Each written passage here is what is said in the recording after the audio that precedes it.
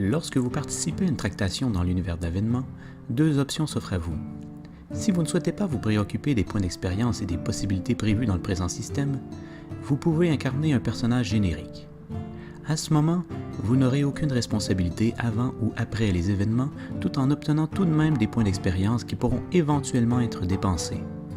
Par contre, vous ne pourrez pas bénéficier de l'encadrement prévu par l'organisation de l'enclave, ni entreprendre d'actions dans l'univers de jeu. C'est là la manière facile et rapide de participer aux tractations. Toutefois, si vous souhaitez profiter pleinement du jeu offert par l'enclave, vous pouvez créer un personnage défini. La principale condition pour bénéficier de cette possibilité sera alors de compléter la fiche de votre personnage accessible en ligne. À l'intérieur de celle-ci, plusieurs informations cruciales pour le jeu vous seront demandées. Des plus évidentes, comme le nom complet de votre personnage, son historique public, son palatinat de résidence et sa congrégation religieuse, seront d'abord exigées. Celles-ci vous permettront de situer votre personnage dans l'univers de jeu. De plus, vous devrez choisir au moins un vice et une vertu parmi une liste générale suggérée.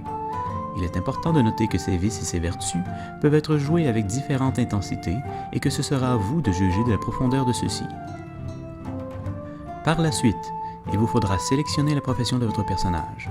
Celui-ci pourra être, entre autres catégories générales, aristocrate, religieux, marchand, érudit, receleur ou voyageur. Chacune de ces professions vous offrira des bonus uniques à la création de votre personnage, ainsi que tout au long de son évolution. Vous ne pourrez pas modifier cette profession de départ, alors choisissez-la judicieusement. Finalement, vous pourrez dépenser vos 2 points d'expérience de départ.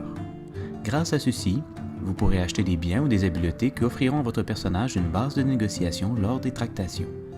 En commençant, votre personnage sera limité à des achats d'expérience appartenant au premier tiers d'achat.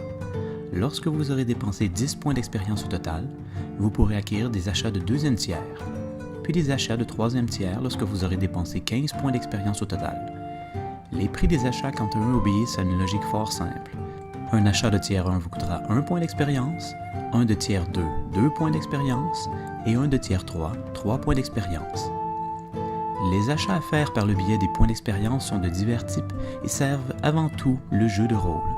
Ainsi retrouve-t-on des propriétés, possessions, troupes, contacts, titres et talents. Chacun de ces achats s'intègre dans l'univers de jeu et doit être justifié par le personnage. Ainsi, si vous acquérez un lopin de terre, celui-ci se situera dans votre palatinat de résidence et aura un nom que vous aurez imaginé. Il est important toutefois de noter qu'à moins que le système ne vous informe du contraire, vous êtes toujours limité à un seul achat du même nom. Ainsi, vous ne pourrez pas initialement acheter 2 troupes de soldats ou 2 reliques. Si vous souhaitez dépasser cette limite, vous devrez acquérir d'autres achats qui vous permettront de le faire.